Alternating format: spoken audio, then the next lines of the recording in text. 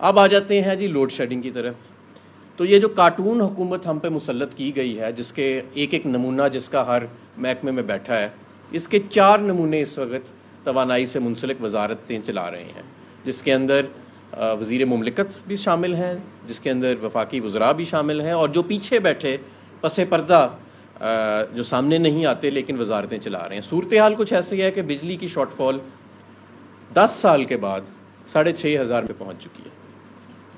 اور اس کی وجہ کیا ہے؟ میں آپ کو وجہ بتاتا ہوں. ہبکو، لال پیر اور پاک جن پاور پلانٹ بند پڑے ہیں. ان کو پچھلے 2-3 ہفتے سے ایندھن کا ان کے لیے بندوبست نہیں کیا گیا. امپورٹڈ کوئلے پہ چلنے والے پلانٹ جو 1200 میگا واٹ کیپیسٹی کے ہیں، وہ صرف 330 میگا واٹ پہ تمام چل رہے ہیں، جس کی وجہ سے یہ شارٹ فال جو ہے وہ موجود ہے. ہمارے دور میں 3.5 سال میں اس طرح کی لوڈ شیڈنگ دور دور تک کہیں نہیں تھی، اور کبھی تصور بھی نہیں ہم نے کیا کہ 8 سے 10 پاور پلانٹ یا تو 25% کیپیسٹی پہ چلیں گے یا بند پڑے ہوں گے کیونکہ ان کے پاس ایندھن موجود نہیں ہے. اور یہ کہتے ہیں ہم قوم کے پیسے بچا رہے ہیں لوڈ شیڈنگ کر کے. یہ بھی منطق دی جاتی ہے.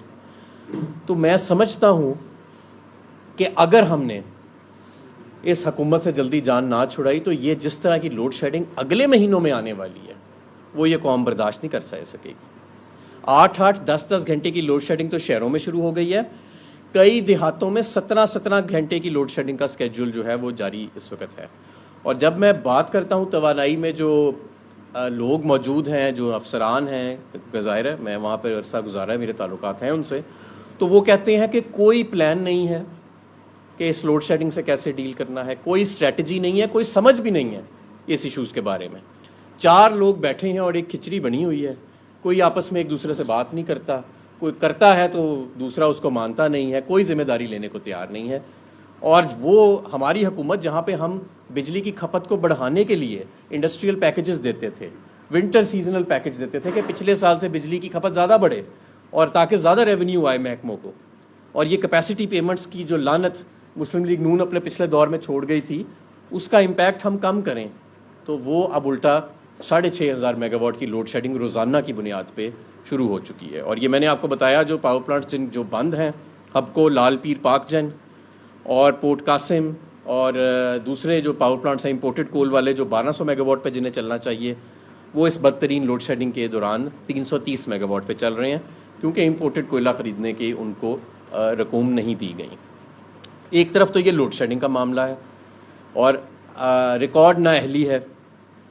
دوسری طرف تیل اور ڈیزل پہ آ جاتے ہیں. آپ کو پتہ ہے 30 روپے قیمت بڑھائی گئی، اسی دن اسے چند روز پہلے انڈیا میں 25 روپے قیمت کم کی گئی. کیوں؟ کیونکہ وہ روس سے تیل لے رہے تھے. میرے ذرائع کے مطابق پچھلے ہفتے پہلی مرتبہ اس امپورٹڈ حکومت نے، جب ہم نے بار بار کہا تو اپوزیشن کے پریشر میں آ کے پہلا رابطہ روس کے ساتھ انہوں نے کیا ہے سستا تیل لینے کے لیے. یہ پچھلے چند دنوں کے اندر پہلا رابطہ.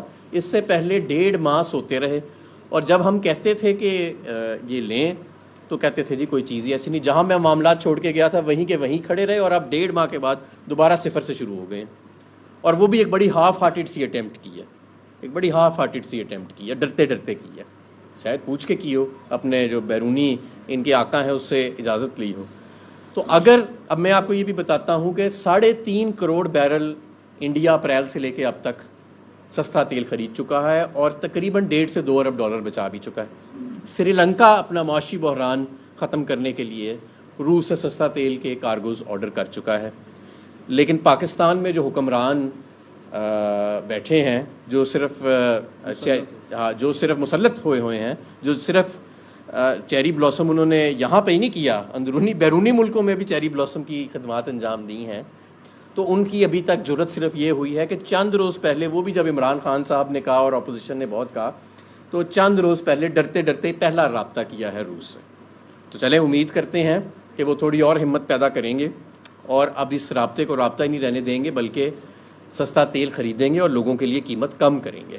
کیونکہ اگر انہوں نے قیمت کم نہ کی اور اسی طرح یہ مہنگا تیل خریدتے رہے، اور اسی طرح جس طرح 22 روپیہ ہمارا کمزور ہو چکا ہے پچھلے 45 دنوں میں، تو 30 سے 40 روپے ڈیزل کی قیمت انہیں اور بڑھانی پڑے گی آئندہ چند دنوں کے اندر، اگر انہوں نے روس سے معاملات جلدی طے نہ کیے. مہنگائی کا یہ عالم ہے کہ آپ کہہ رہے ہیں کہ مزید فیول کاسٹ ایڈجسٹمنٹ بڑھے گی، مزید بجلی کی قیمتیں بڑھانی پڑیں گی. ذرا بتائیں نا کیوں؟ اس وجہ سے کہ 2013 اور 18 کے درمیان جو معاہدے کیے، نمبر 1 اس کی وجہ سے جو نون لیگ نے مہنگے معاہدے کیے، نمبر 2 مہنگی ترین ایل این جی خریدی. آپ کو یاد ہوئے گا کہتے تھے جی یہ ایل این جی نہیں خریدی اس حکومت نے اس لیے لوڈ شیڈنگ ہو رہی ہے. 4 کارگو مہنگے ترین ایل این جی کے خرید لیے پاکستان کی تاریخ کے اپریل میں. لوڈ شیڈنگ اپنی جگہ پہ موجود ہے. ایل این جی جو ہے، ایل این جی سے جو آپ پاور بن رہی ہے وہ 30 روپے یونٹ ہو گئی ہے، اور جو صنعت ایل این جی استعمال کرتی ہے اس کے لیے قیمت 40% بڑھا دی گئی ہے. یہ بھی کہا جا رہا ہے کہ 20 سے 50% گیس کی قیمتیں بھی بڑھائی جائیں گی. اور یہ جو 19 روپے 22 روپیہ اپنی قدر کھویا ہے ان کے پچھلے 45 دنوں میں، ابھی اس کا بھی اثر آنا ہے. اس کا بھی اثر قیمتوں پہ آنا ہے. جو 30 روپے پیٹرول اور ڈیزل کی قیمت بڑھائی ہے، ابھی اس کا بھی اثر قیمتوں پہ آنا ہے. تو ہمیں یہ لگ رہا ہے کہ جون جولائی سے شاید خدا نخواستہ مہنگائی کی شرح جو ابھی 13.5 پہ ہے، ان کے دور میں وہ 20% پہ جانے کے امکانات ہیں، جس کا مطلب ہے کہ یہ ملک افراتفری کی طرف چلا جائے گا. اور آپ یہ اندازہ لگائیں کہ یہ وہ معیشت تھی جو مارچ میں 6% گرو کر رہی تھی، اور کوئی دور دور تک ایسا معاشی بحران نہیں تھا. روس سے اپریل میں پہلے سستے تیل کے کارگوز خریدنے کا ہدف سیٹ ہو چکا تھا. وزیر اعظم 2 اس کے اوپر میٹنگز چیئر کر چکے تھے. ٹرانزیکشن سٹرکچرز ان کو پرپوز کر دیے گئے تھے وزیر اعظم صاحب کو، اور روس سے باضابطہ تقریباً ڈیلی کی بنیاد پہ رابطہ چل رہا تھا.